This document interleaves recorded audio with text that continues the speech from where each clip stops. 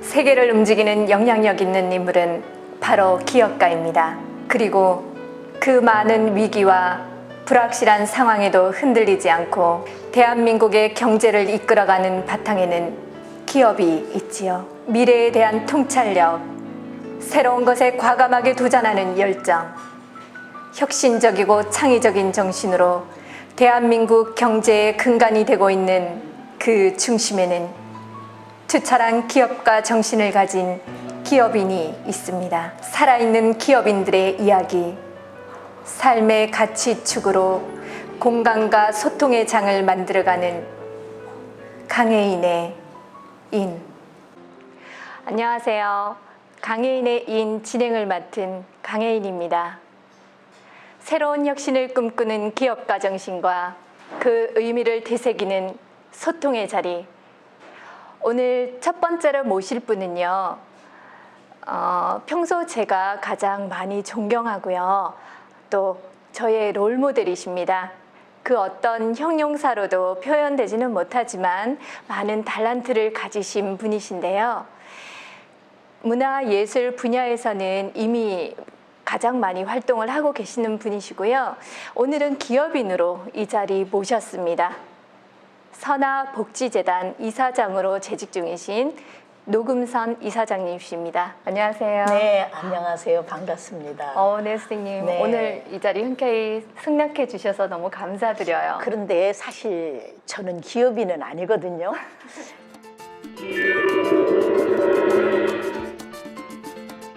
그런데 기업인으로 초대를 했다.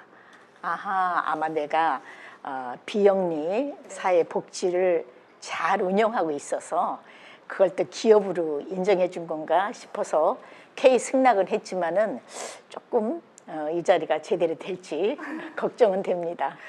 사실은 제가 선생님 가장 존경하는데 롤 모델이라고 제가 말씀드렸잖아요. 네.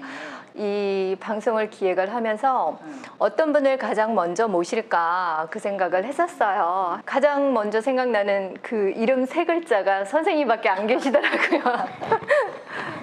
그건 아마 저한테 신앙성을 배워서 그런 거 아닌가 그런 생각이 드네요. 오늘은 문화예술 분야에서는 선생님께서 뭐 대전에서 또는 대한민국에서 으뜸이라면 으뜸이신데 기업가로서 비영리 재단을 운영하고 계시는 선화복지재단의 이사장님으로서 가지고 계시는 기업가 정신에 대해서 저는 더 많이 알고 싶어요. 선생님과의 소통의 자리 이어가겠습니다. 네, 이사장님 요즘에 근황은 어떠세요? 요새 코로나 때문에 네, 뭐 맞아요. 우리 한국뿐만 아니라 전 세계가 아주 몸살을 앓고 있지 그렇죠. 않습니까? 그래서 제가 운영하고 있는 그 요양원도 제가 이제 요양원하고 장애인 시설 2개를 운영하고 있어요. 그래서 일체 보호자들은 면회사 하절시키고 외부 강연하러 오시는 분들, 프로그램을 하러 오시는 분들도 전부 올 수도 시키고 오로지 이제 직원들만 출퇴근하게끔 그렇게 운영하고 있는데 너무너무 긴장을 해서 그런지 몸살까지 오더라고요. 직원이 우리 그 전체 직원으로 합하면은 뭐 100명 정도 되는데 그 직원들이 출퇴근할 때마다 혹시 한 사람이라도 사고가 일어나면은 전체가 다 어려지거든요. 그래서 들어오는 부분에서 예, 그래서 매일같이 기도하는 마음으로 정말 아주 그렇게 보내고 있습니다. 네, 한국의 경제뿐만 아니라 아까도 말씀하셨지만 세계 경제가 올스톱이 된 것 같은 느낌, 그런 느낌이 많이 들기는 하거든요. 그래서 사실 이 자리도 실버랜드에서 먼저 첫 촬영을 하기로 했었는데 장소가 갑자기 바뀌었잖아요. 거기 출입이 안 된다고 하셔서 네, 오늘 이 자리까지 오시게 돼서 너무 감사한 마음이 있고요. 그럼 본격적으로 제가 질문 하나만 드릴게요. 네. 요즘은 100세 시대 또 그거를 넘어가서 120세 시대로 지금 치닫고 있잖아요. 그때 당시 선화복지재단을 설립할 때 그때 당시에 이런 시대가 올 것이라는 걸 혹시 예견을 하셨나요? 제가 20년 전에 이 사업을 시작했어요. 그러니까 그때는 이렇게 노인 시설이 많아질 줄은 몰랐고 앞으로는 노인 시대가 올 것이라는 건 예측했지만 이렇게 많아질 거라는 생각은 못 했었습니다. 그런데 그때 저는 사실 처녀 때 꿈이 복지 사업을 하고 싶어서 아동 복지를 하고 싶었어요. 그런데 이제 아동은 조금 이제 어린이들이 많이 줄어드는 추세라고 해서 노인 시설을 그때 차렸었는데 뭐 그때 20년 전에 차렸었으니까 그때는 노인 시설이 대전에 7개뿐이 없었어요. 법인 시절이. 네, 그래서 그때는 뭐 아주 편안하게 즐거운 마음으로 운영을 했습니다. 처음에 제가 어남동이죠. 네. 그 장소가 어남동을 가보고 굉장히 놀랐던 게 대전에 이런 것도 있구나. 제가 모시고 간 분이 계셨어요. 그때 행사가 있으셔서 네. 나를 좀 데리고 가달라 이렇게 말씀하시길래 거기를 갔었는데 굉장히 많이 떨어져 있더라고요, 선생님. 네. 거기가 대전 중구의 네. 강원도라고 해요. 그래서 시내보다도 이제 공기가 네. 2, 3도가 낮고 아직은 청정 지역이라 20년 저희들이 들어갈 때만 해도 그 계곡에서 가재가 살았을 정도로 그렇게 깨끗했는데 지금도 역시 공기는 깨끗하고 좋아요. 네, 너무 좋았던 게 그 벚꽃 터널을 지나가야 되잖아요. 네.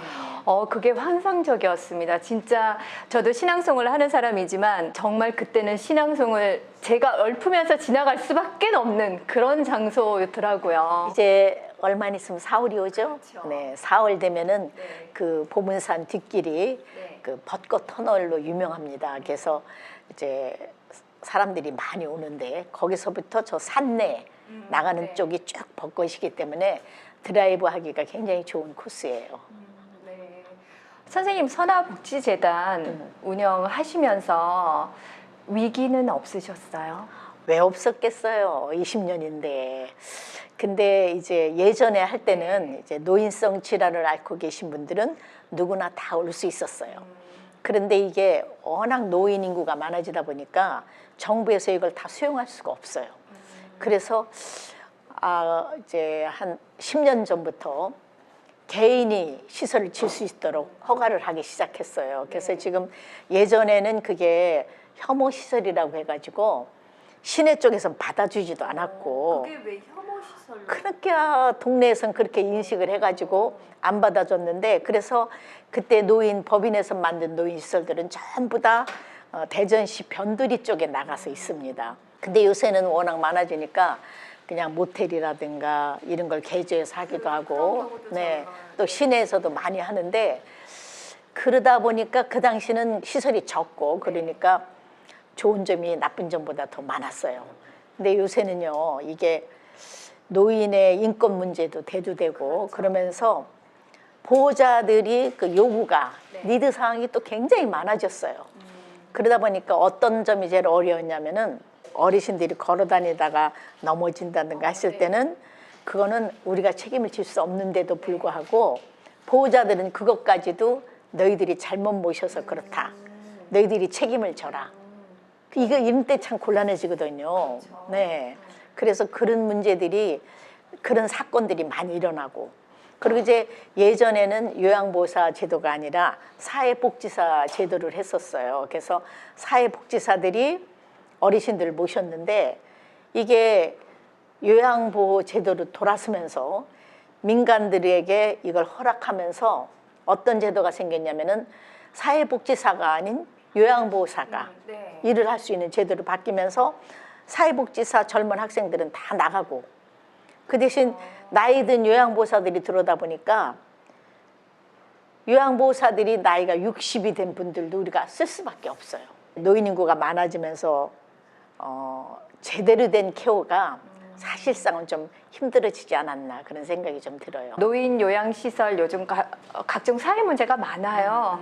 보면 뭐 시설 내에서 구타나 또 직원들 간의 불협화음이나 그런 부분 어떻게 그러면 해결하고 오셨는지. 이제 그 노인시설에 계신 어르신들이 저희 같은 시설은 2인실, 3인실 이제 넓게는 이제 4인실까지 있는데 대부분 이제 3인실에 거주하고 계세요. 그런데 그 3인실에 계신 그 세 분이 성격의 조화가 잘 되면은 거기가 천당이에요.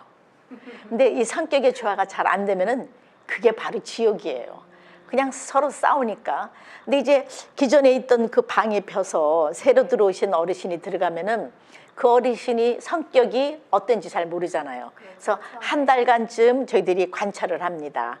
그래서 그 잘 관찰하고 그 어르신들의 행동이라든가 성격이라든가 이런 거를 보자고 수시로 얘기를 나눠가지고 하다 보는데 잘 그 방에 있는 어르신들과 잘 적용을 하면 괜찮은데 적용이 안 될 때는요, 그 어르신을 다른 방으로 모셔야 되거든요.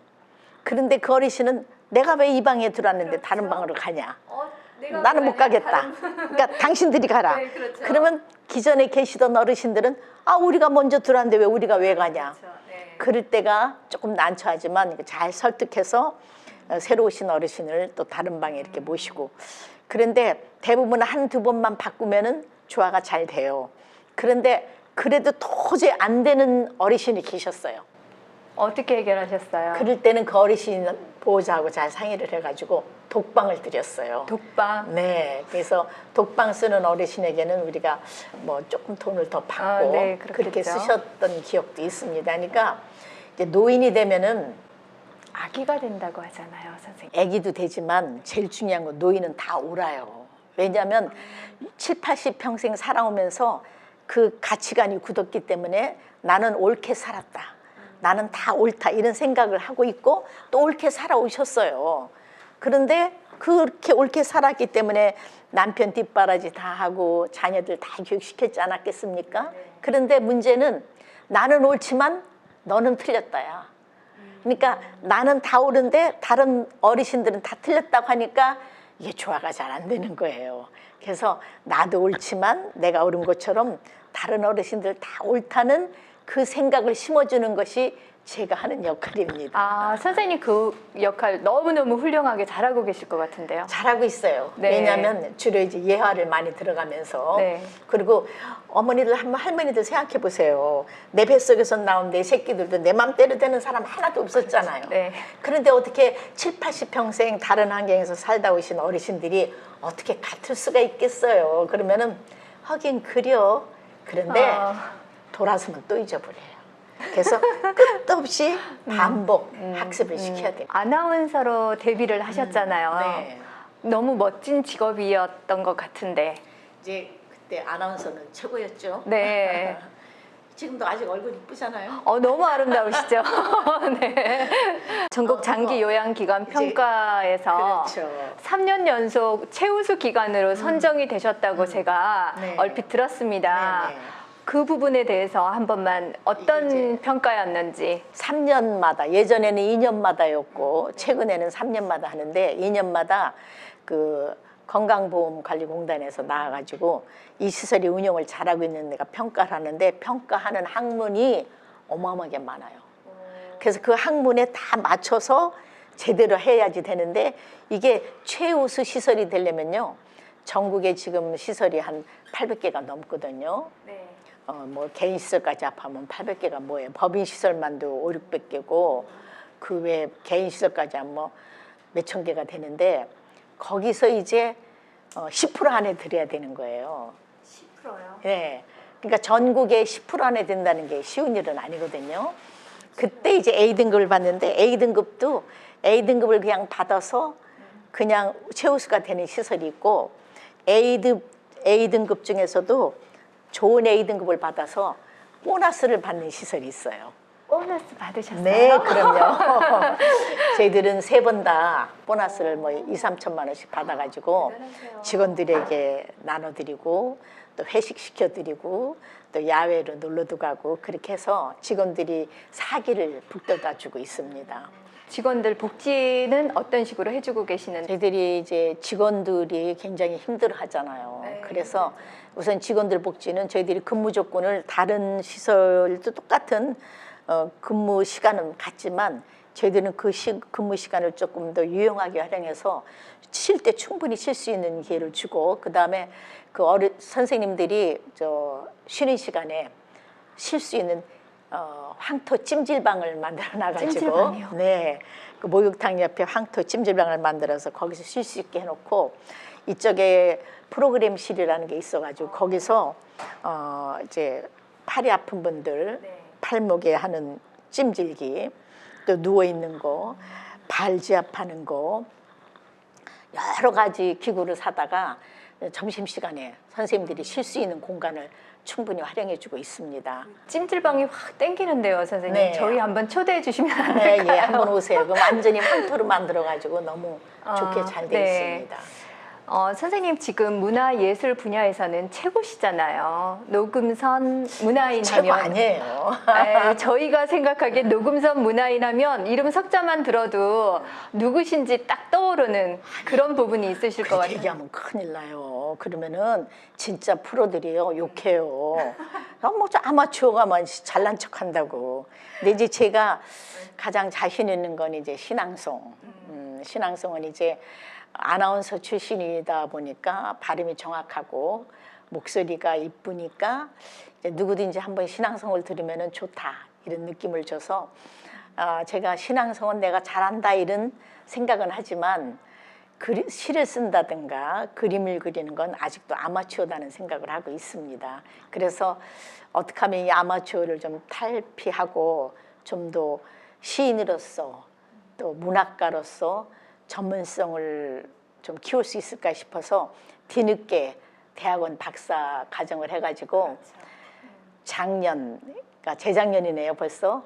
재작년에 박사학위를 마쳤습니다. 네, 선생님 강해인에 인해서 가장 키워드 되는 질문입니다. 기업인으로서 가지고 계시는 기업가 정신 무엇일까요? 기업가 정신이라고 생각해 본 적은 없고요. 항상 매일매일 나에게 주어진 일에 최선을 다하고 직원들 간에는 언제나 내 가족처럼. 그래서 저에게는 제가 운영하고 있는 그 실버랜드에는 62명의 직원이 있고 그 장애인 시설에는 28명의 직원이 있어요. 그래서 항상 언제나 나에게는 한 90명 이상의 원장이 있다.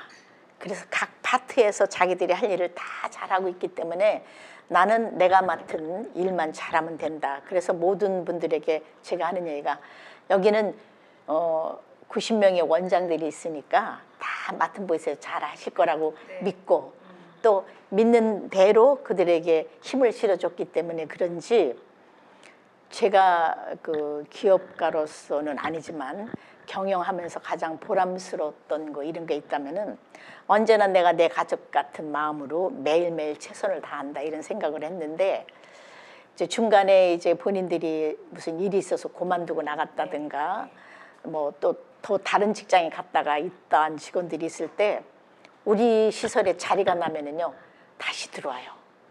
그래서 다시 들어오면서 하는 말이 여기는요 원장님이 좋아서 저희들이 다시 왔어 이럴 때 내가 직원들과의 그 인간관계를 잘 맺고 있구나 하는 그런 스스로에게 고맙고 감사한 생각이 들 때는 있어요. 고 신재철 선생님 굉장히 유명하신 분이셨다고 제가 들었거든요. 어떻게 만나셨어요?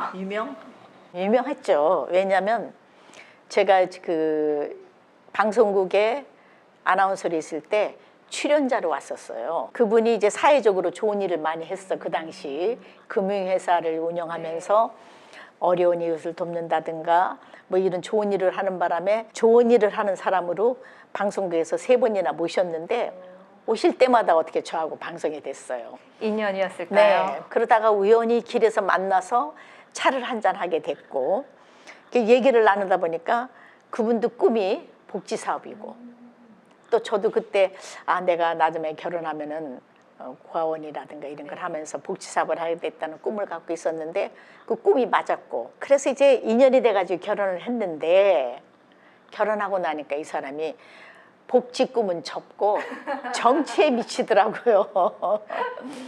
그래서 이제 국회의원을 3번이나 이 중구 지역에서 출마했다가 낙선했죠.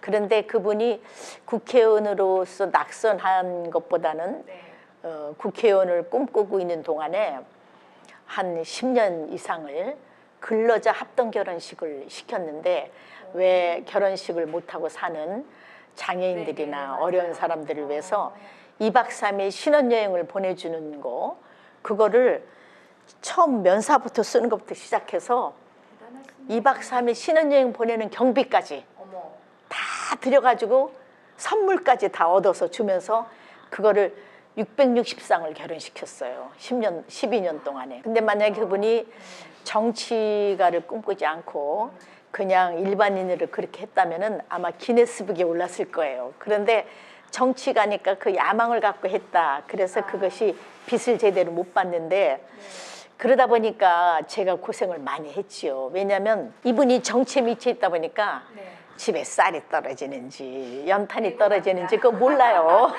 결혼하기 전까지는 고생 한 번도 안 해봤던 제가 결혼하면서 정말 인생 밑바닥까지 고생을 했습니다.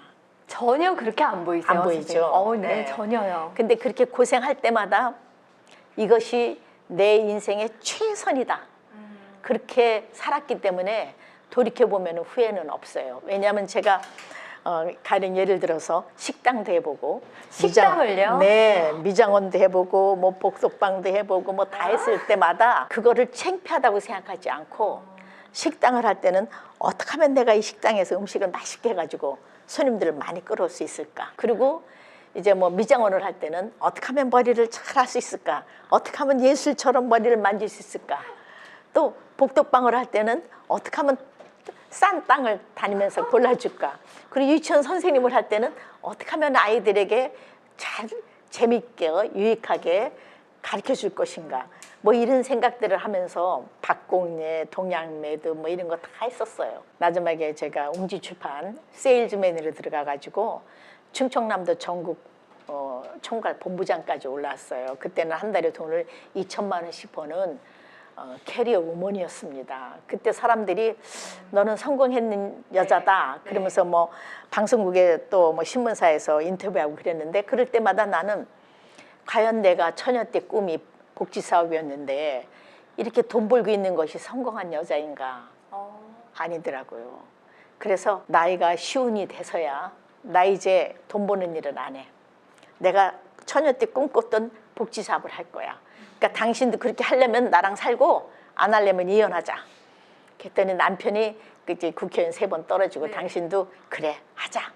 그래서 이제 돈이 없다 보니까 그 어남동 산골짜기까지 들어가가지고 이제 복지사업을 시작하면서 그때 제가 뒤늦게 이제 처녀 때 제가 글을 참 잘 썼어요. 근데 그걸 그 꿈을 다 접고 있다가 나이 시운이 돼서야 문단에 등단하고 시인이라는 이름표를 달고 꿈이었던 복지사업을 했기 때문에 지금 누가 나한테 성공한 여자나 물어보면은 성공한 여자는 아니지만 행복한 여자입니다. 이 얘기는 해요. 왜냐하면 자기의 취미가 직업이 된 사람이 행복하거든요.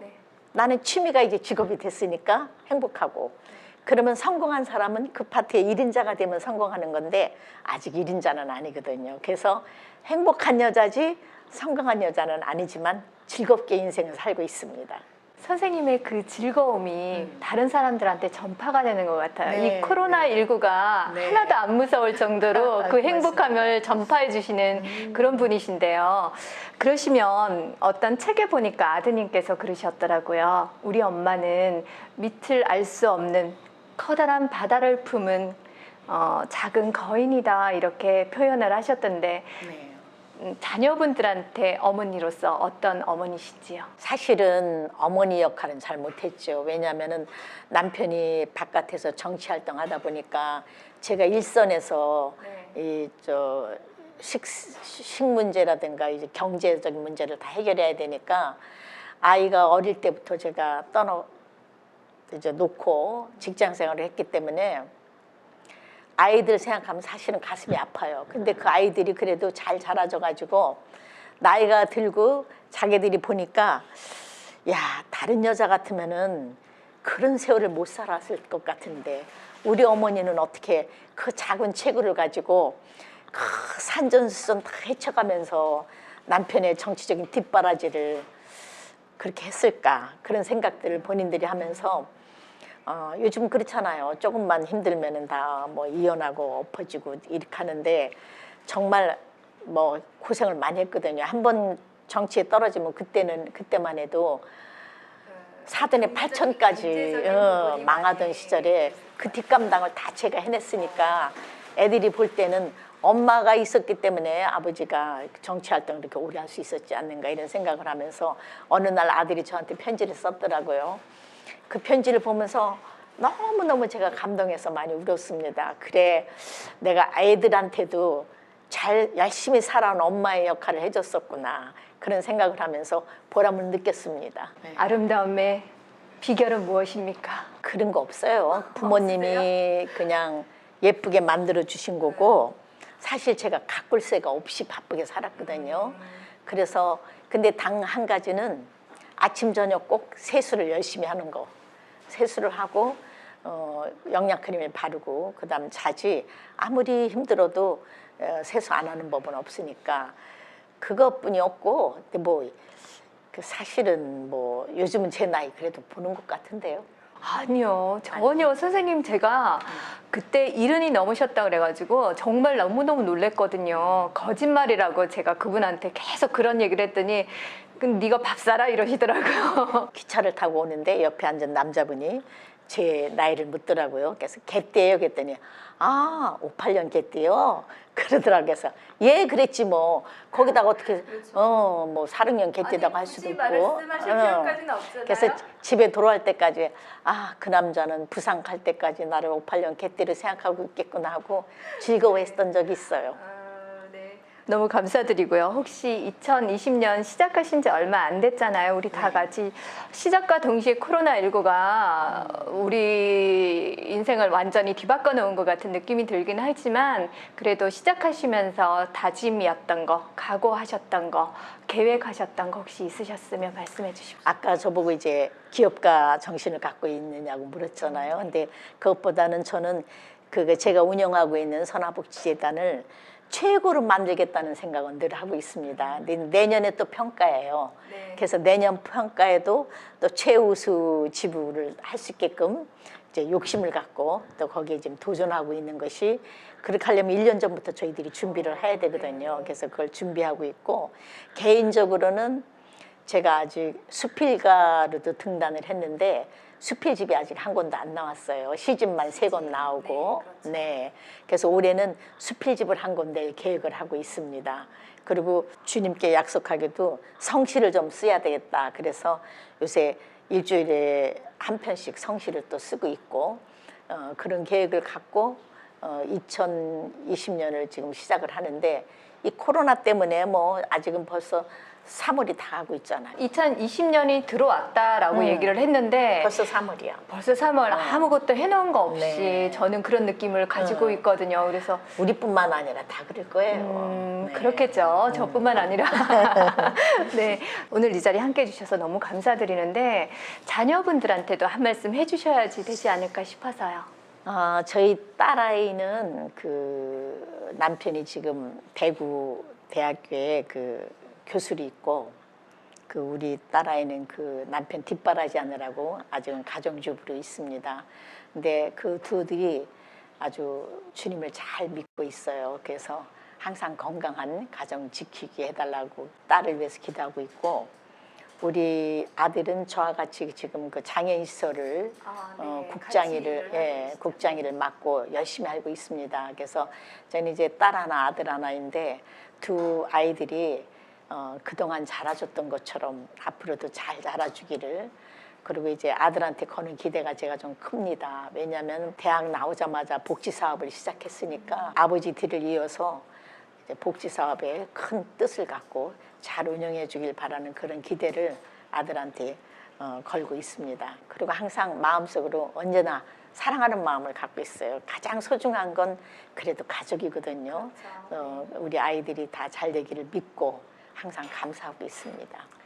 한 가지 덧붙이고 싶은 거는 항상 감사하며 사세요. 그리고 인생은 남을 헛듣고 남을 미워하고 살기에는 너무 짧거든요. 그러니까 그냥 항상 눈만 뜨면 감사. 잠자리에 들 때도 하루를 보내게 해준 거에 대한 감사. 그렇게 감사하고 살다 보면은요, 감사하는 것들이 계속 들어오는 것 같더라고요.